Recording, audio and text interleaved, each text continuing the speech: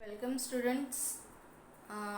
We have studied the experimental confirmation of DNA semi-conservative DNA replication. Okay. तर previous video मध्ये आपण पाहिलेलं आहे की जे एक्सपेरिमेंटल कन्फर्मेशन झालं की ज्याच्यामुळे काय झालं की डीएनएचं रेप्लिकेशन कसं आहे सेमी कन्झर्वेटिव्ह टाईपचं आहे हे एक्सपेरिमेंट्सनी प्रूफ झालं. ओके. जे मेल्सन आणि स्टालनी जो एक्सपेरिमेंट केला त्याच्या बेसिसवर त्यांनी ते सांगितलं. ओके. तर नाव नेक्स्ट टॉपिक जो आहे आपला that is the protein synthesis. Okay.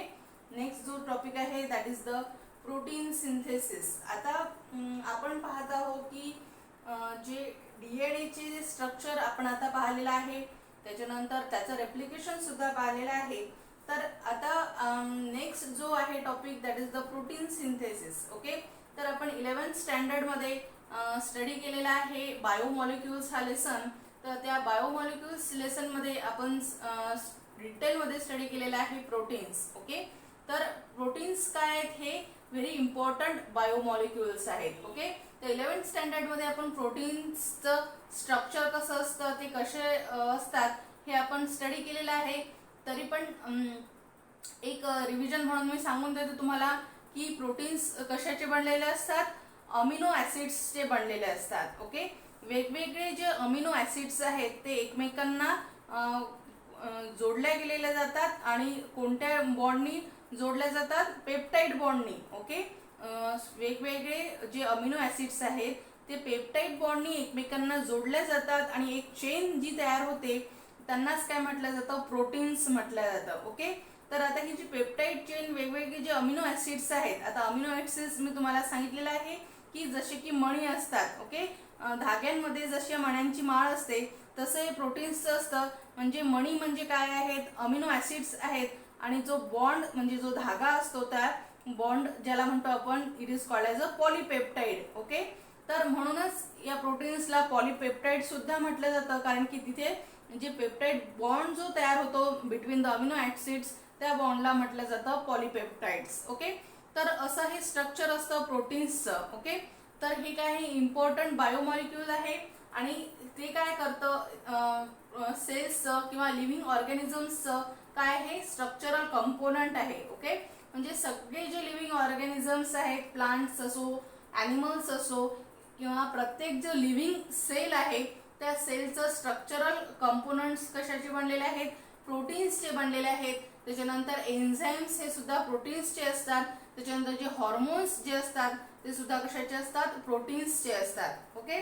तर हे वेगवेगळे जे प्रोटीन्स आहेत हे कशाचे बनलेले आहेत, जे काय आहेत ज्याच्यामुळे काय आहेत हे काय स्ट्रक्चरल कंपोनंट्स आहेत, एन्झाईम्स आहेत आणि हॉर्मोन्स आहेत. ओके. तर सेल्सला काय असते की आवश्यकता असते की हे जे प्रोटीन्स आहेत ते न्यू प्रोटीन्स सिंथेसाइज करायची आवश्यकता सेल्सला नेहमी असते. ओके. म्हणूनच की सेल्स कशासाठी सेलला कशा आवश्यकता असते की हे स्ट्रक्चरल कंपोनंट असल्यामुळे सेलचे त्यांना नवीन नवीन प्रोटीन्स काय करावे लागतात, सिंथेसाइज करावे लागतात आणि म्हणूनच या प्रोसेसला काय म्हटलं जातं, प्रोटीन सिंथेसिस. ओके. तर यालाच काय म्हटलं जातं, protein synthesis. The process of protein synthesis. आता ही जी प्रोटीन सिंथेसिस जी होत असते सेलमध्ये ही इन्क्लूड्स काय करते, ट्रान्सक्रिप्शन आणि ट्रान्सलेशन. ओके. या प्रोटीन सिंथेसिस मध्ये दोन ज्या मेन ज्या प्रोसेस होत असतात त्या होत असतात ट्रान्सक्रिप्शन आणि ट्रान्सलेशन. ओके. आता ट्रान्सक्रिप्शन हे काय, ही जी प्रोसेस आहे ही आपल्याला पुढे डिटेलमध्ये स्टडी करायचीच आहे. पण तरी पण एक शॉर्ट मध्ये आपण पाहूया की ट्रान्सक्रिप्शन म्हणजे काय की जो डीएनए आहे त्या डीएनए मधून जे जेनेटिक इन्फॉर्मेशन आहे दॅट इज द टेम्पलेट आहे फ्रॉम वन टेम्पलेट. डीएनएचा जो एक टेम्पलेट आहे त्याच्यावरून त्या स्ट्रँडच्या डीएनएच्या स्ट्रँडवरून जो वन टेम्पलेट आहे त्याचं कन्व्हर्शन कुठे होणे, सिंगल स्ट्रँडेड आरएनए मध्ये दॅट इज द एमआरएनए मध्ये होणे, ट्रान्सक्रिप्ट होणे, त्यालाच काय म्हटलं जातं, ट्रान्सक्रिप्शन. ओके. तर ट्रान्सक्रिप्शन या वर्डचा अर्थच आहे टू कॉपी. तर डीएनए मधला जो कोड आहे किंवा मग तो जो सिक्वेन्स आहे न्यूक्लियोटाइड्सचा तो काय केला जातो, ट्रान्सक्रिप्ट केला जातो म्हणजे काय की ट्रान्सक्रिप्टचा अर्थच काय, कॉपी करणे. तर हा जो डीएनएचा कोड आहे तो कॉपी केला जातो एमआरएनए मध्ये, तर त्याच प्रोसेसला काय म्हटलं जातं, ट्रान्सक्रिप्शन म्हटलं जातं. ओके. त्याच्यानंतर या प्रोसेसमध्ये काय होतं की हे जे सिंथेसिस होतं ते कॉम्प्लिमेंटरी स्ट्रँडचं आरएनए मध्ये होतं. ओके. म्हणजे जो आरएनए जो तयार होतो तो त्याच्यामध्ये काय असतात, कॉम्प्लिमेंटरी. जसं की आपण डीएनए रेप्लिकेशन मध्ये पाहिलं की कॉम्प्लिमेंटरी दुसरा स्ट्रँड असतो, एकाला दुसरा म्हणजे अपोजिट स्ट्रँड असतात. तसंच इथे ट्रान्सक्रिप्शन मध्ये आपल्याला दिसून येतं की कॉम्प्लिमेंटरी जे न्यूक्लियोटाइड्स आहेत ते तिथे तयार झालेले असतात. फक्त बेस पेअर मध्ये इथे फरक काय असतो की आपल्याला माहिती आहे की आरएनए मध्ये काय असतं, थायमिन नसतं, युरॅसिल असतं. म्हणजे थायमिनच्या ऐवजी जो डीएनए मध्ये थायमिन असतो त्याच्याऐवजी इथे काय सापडेल आपल्याला, आरएनए मध्ये युरॅसिल सापडेल. ओके. त्याच्यानंतर हे झालं ट्रान्सक्रिप्शन. आणि ट्रान्सलेशन काय म्हणू आपण की ट्रान्सलेशन की जो एमआरएनए पासून जो प्रोटीन तयार होतो, पॉलिपेप्टाइड चेन जी तयार होते त्यालाच काय म्हटलं जाते, ट्रान्सलेशन म्हटलं जाते. ओके. तर ही जी प्रोसेस आहे ही एवढी सोपी नाही राहत, तर ही खूप कॉम्प्लेक्स प्रोसेस आहे. याच्यासाठी वेगवेगळे एन्झाईम्स लागतात.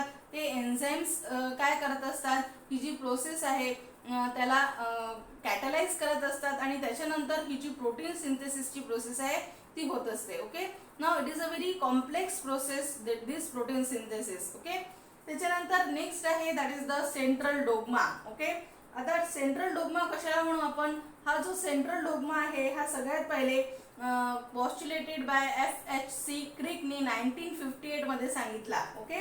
1958 नी क्रिकनी हा जो सेंट्रल डोग्मा आहे हे सांगितलं. आता सेंट्रल डोग्मा म्हणजे काय की जसं की मी आताच सांगितलं की डबल स्ट्रँडेड डीएनए मॉलिक्यूल काय करतं, एमआरएनए तयार करतं आणि जो मेसेंजरचं काम करतं आणि त्याच्यानंतर त्या एमआरएनए वरून काय होते, पॉलिपेप्टाइड चेन जी तयार होते म्हणजे प्रोटीन्स तयार होतात. आता यालाच काय म्हटलं जातं, या जो युनिडायरेक्शनल जो फ्लो आहे, हा जो युनिडायरेक्शनल फ्लो आहे इन्फॉर्मेशनचा फ्रॉम डीएनए टू आरएनए, त्यालाच काय म्हटलं जातं, to proteins it is referred as a central dogma. आलंय का लक्षात.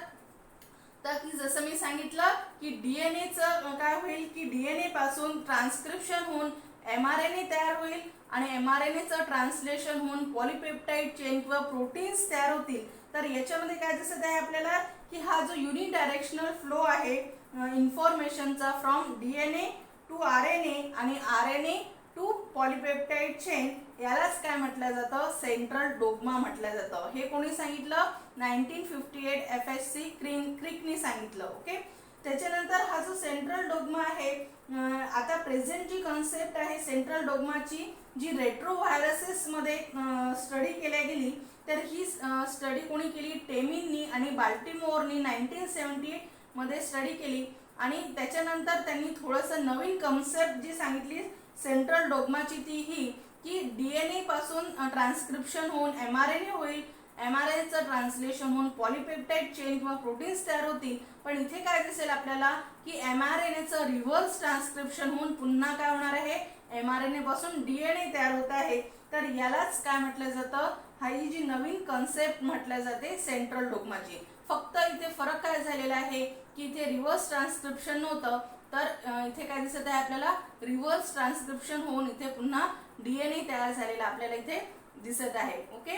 Now this is the central dogma. आता आपल्याला डिटेल मध्ये थोडंसं पाहूया आपण की सेंट्रल डोग्मा काय असतो ते समजून घ्या. आता हा जो आहे हा डीएनए आहे. Okay. Now this is the double stranded आणि वॅटसन क्रिकनी जो सांगितलेला डीएनए आहे तसा हा डीएनए आहे. ओके. आता समजा इथे ट्रान्सक्रिप्शन व्हायची आहे, तर समजायसाठी आपण काय करू, जो हे जे वाइंडिंग आहे ते वाइंडिंग कमी करू आणि इथे आपण हा सरळ असा हा डीएनए पाहू. ओके. हा दिस इज द हाच डीएनए आहे जो डबल स्ट्रँडेड आहे. याच्यामध्ये काय आहे, पॉलिन्यूक्लियोटाइड्स आहेत, दिस आर द न्यूक्लियोटाइड्स आणि हे कसे आहेत, कॉम्प्लिमेंटरी आहेत. ओके. तर इथे काय दिसत आहे आपल्याला की वन जो एंड आहे that is the 5 prime end आहे. ओके. आणि दुसरा एंड आहे त्याच्या अपोजिट आहे that is the 3 prime end. त्याच्यानंतर 5 प्राइम एंडचा अपोजिट 3 प्राइम एंड आणि 3 प्राइम एंडच्या अपोजिट 5 प्राइम एंड असं आपल्याला इथे दिसत आहे. ओके. तर आता जिथे ट्रान्सक्रिप्शन, आता तुम्हाला माहिती आहे की स्ट्रक्चर कसं असतं डीएनएचं. ओके, तर डीएनएचं स्ट्रक्चर माहिती आहे की इथे काय दिसत आहे आपल्याला की हे जे असतात हे काय आहेत, न्यूक्लियोटाइड्स आहेत. Okay, now these are the bases, nitrogenous bases. हा कोणता आहे, टी आहे म्हणजे थायमिन आहे, ए आहे म्हणजे ॲडेनिन आहे, सी आहे म्हणजे सायटोसिन आहे, आणि जी आहे म्हणजे काय आहे, ग्वानिन आहे. ओके, तर आता याच्याच अपोजिट काय राहील, म्हणजे याच्याच कॉम्प्लिमेंटरी दुसऱ्या स्ट्रँडवर राहील. आता इथे थायमिन आहे तर इथे काय येईल, ॲडेनिन येईल. ओके, इथे ॲडेनिन आहे तर इथे कोणता येईल, थायमिन येईल. इथे सायटोसिन आहे तर इथे कोणता येईल, ग्वानिन येईल. त्याच्यानंतर इथे पुन्हा ॲडेनिन आहे तर इथे थायमिन येईल, सायटोसिन आहे, ग्वानिन येईल, हा पुन्हा ग्वानिन येईल. त्याच्यानंतर आपण काय म्हणू, इथे सुद्धा ग्वानिन येईल. त्याच्यानंतर इथे ॲडेनिन येईल, इथे थायमिन, ॲडेनिन आणि ॲडेनिन, असे हे कॉम्प्लिमेंटरी जे न्यूक्लियोटाइड्स आहेत, न्यूक्लियोटाइडचे बेसिस आहेत, हे आपल्याला दोन जे स्ट्रँड्स आहेत डीएनएचे इथे आपल्याला पाहायला मिळतात. ओके, तर आता जिथे ट्रान्सक्रिप्शन व्हायचं आहे, ओके, आता याच्याच नंतर काय होतं की याच बेसिस पासून काय होणार आहे, ट्रान्सक्रिप्शन होणार आहे. आता मी काय सांगितलं, ट्रान्सक्रिप्शन म्हणजे काय आहे की टू कॉपी करणे. ओके, आता एमआरएनए हा जो आहे, ओके, तर एमआरएनएचा हा याच्याच अगदी कॉम्प्लिमेंटरी हा इथे एमआरएनए तयार होईल या स्ट्रँडच्या. ओके, तर आता इथे 3 प्राइम एंड आहे तर इथे कोणता येईल, 5 प्राइम एंड येईल. ओके, त्याच्यानंतर ट्रान्सक्रिप्शन होताना आता इथे कोणता कॉम्प्लिमेंटरी येईल, आता थायमिन असेल तर इथे काय येईल, ॲडेनिन येईल. ॲडेनिन असेल, आता इथे पहा इथे चेंज झालेला आहे की आरएनए मध्ये जसं मी सांगितलं काय असतं, थायमिन नसतो, तर थायमिनच्या ऐवजी इथे काय असतो, युरॅसिल असतो. आता एच्या ऐवजी थायमिन असतो म्हणून इथे एच्या कॉम्प्लिमेंटरी काय येईल, युरॅसिल येईल. त्याच्यानंतर सायटोसिनच्या कॉम्प्लिमेंटरी ग्वानिन येईल. त्याच्यानंतर एच्या कॉम्प्लिमेंटरी थायमिन येणार तर काय येणार आहे, युरॅसिल येईल. त्याच्यानंतर इथे ग्वानिन येईल, सीच्या अपोजिट दॅट इज द ग्वायनिन. त्याच्यानंतर ग्वायनिन आणि थायमिनच्या याचे ॲडेनिन येईल. त्याच्यानंतर एच्या इथे काय येईल, युरॅसिल येईल. कॉम्प्लिमेंटरी टीच्या ए ॲडेनिन आणि ॲडेनिन. तर असं आपल्याला इथे कॉम्प्लिमेंटरी जो स्ट्रँड इथे तयार झालेला आपल्याला ट्रान्सक्रिप्शन होऊन इथे तयार झालेला आपल्याला इथे दिसेल. तर यालाच काय म्हणू आपण, ट्रान्सक्रिप्शन. म्हणजे काय होणार आहे की डीएनएच्या एका टेम्पलेट पासून जो एमआरएनए तयार होणार आहे. ओके, हा डीएनएच्या एका टेम्पलेट पासून हा एमआरएनए तयार होतो आहे, यालाच काय म्हटलं जातं, ट्रान्सक्रिप्शन म्हटलं जातं. म्हणजे याच्यावरची जी इन्फॉर्मेशन आहे डीएनए टेम्पलेटवरची ती कॉपी केल्या गेलेली आहे ॲज अ कॉम्प्लिमेंटरी स्ट्रँड, तर यालाच काय म्हटलं जातं, ट्रान्सक्रिप्शन म्हटलं जातं. तर पुढे आपण हे जे ट्रान्सक्रिप्शन आहे ही प्रोसेस आपण डिटेलमध्ये स्टडी करणारच आहोत. तर आतासाठी हे लक्षात घेऊन घ्या की याच प्रोसेसला काय म्हटलं जातं, ट्रान्सक्रिप्शन म्हटलं जातं. ओके, आता झालंय ट्रान्सक्रिप्शन तयार झालं आहे. त्याच्यानंतर आता याचं ट्रान्सलेशन होताना काय होतं. ओके, तर आता याचं ट्रान्सलेशन होताना हे जो कोड आहे म्हणजे 3 जे न्यूक्लियोटाइड्स आहेत, हे जे बेसेस आहेत, यांचा एक बनून काय तयार होत असतो, एक कोड तयार होत असतो. Okay, that is the AUG. हा याला काय म्हटलं जातं, कोडॉन म्हटलं जातं. ओके, त्याच्यानंतर UGG हा एक सुद्धा पुन्हा एक कोड आहे, कोडॉन आहे. हा GGA हा सुद्धा एक कोडॉन आहे. UUA हा सुद्धा एक कोडॉन आहे. तर पुढे पण आपल्याला स्टडी करायचं आहे की टोटल जे सेल्समध्ये किती कोडॉन्स असतात, दॅट इज द 64 कोडॉन्स असतात. ओके, पूर्ण सेल्समध्ये किती असतात, असे 64. म्हणजे AUG, UGG, GGA किंवा CC that is the GAT असे मिळून किती कोडॉन्स असतात सेल्समध्ये, 64 कोडॉन्स असतात. तर 64 पैकी 61 जे कोडॉन्स आहेत त्यांना जे काय करतात, सेन्स कोडॉन्स म्हटलं जातं. ते काय करत असतात, ते कशासाठी कोड करत असतात, कोडॉन का म्हटलेलं आहे यांना, की ते एका अमिनो ॲसिडसाठी काय करत असतात, कोड करत असतात. म्हणजे आता समजा हा जो AUG आहे, हा जो कोडॉन आहे हा कशासाठी कोड आहे, मिथिलिनसाठी कोड आहे. That is the methylene. हे काय आहे, एक अमिनो ॲसिड आहे. तर AUG हा जर कोड असेल तर इथे काय येईल, एक अमिनो ॲसिड येईल जो काय असेल, मिथिलिन असेल. ओके, त्याच्यानंतर UGG हा एक कोडॉन आहे. तर याच्यापासून हा कोड कशासाठी आहे, कोणत्या अमिनो ऍसिड साठी आहे, दॅट इज द ट्रिप्टोसिन साठी आहे. ओके, त्याच्यानंतर GGA हा जो कोडॉन आहे हा कोणत्या अमिनो ऍसिड साठी आहे, दॅट इज द व्हॅलेनिन साठी आहे. असे हे वेगवेगळे जे अमिनो ऍसिड्स आहेत त्यांच्यासाठी हे काय असतात 64 कोडॉन्स इथे असतात. ओके, तर त्याच्यापैकी जसं की मी सांगितलं 61 हे काय असतात सेन्स कोडॉन्स असतात जे अमिनो ऍसिड साठी कोड्स केले जातात. त्याच्यानंतर 3 जे असतात ते स्टॉप कोडॉन्स असतात. कोणते कोणते आहेत stop codon, that is the UAA, त्याच्यानंतर UAG आणि UGA हे काय असतात स्टॉप कोडॉन असतात. तर स्टॉप कोडॉन आहेत म्हणजे काय की यांच्यापासून कोणताही अमिनो ऍसिड कोड होणार नाही. ओके, तर हे जर इथे जर असेल तर तिथे काय होईल की पॉलीपेप्टाइड चेन काय असेल तिथे स्टॉप होईल, म्हणूनच याला काय म्हटलं जातं स्टॉप कोडॉन म्हटलं जातं. ओके, तर आता इथे पाहूया आपण, आता इथे ट्रान्सलेशन ही जी प्रोसेस आहे ती होते आहे.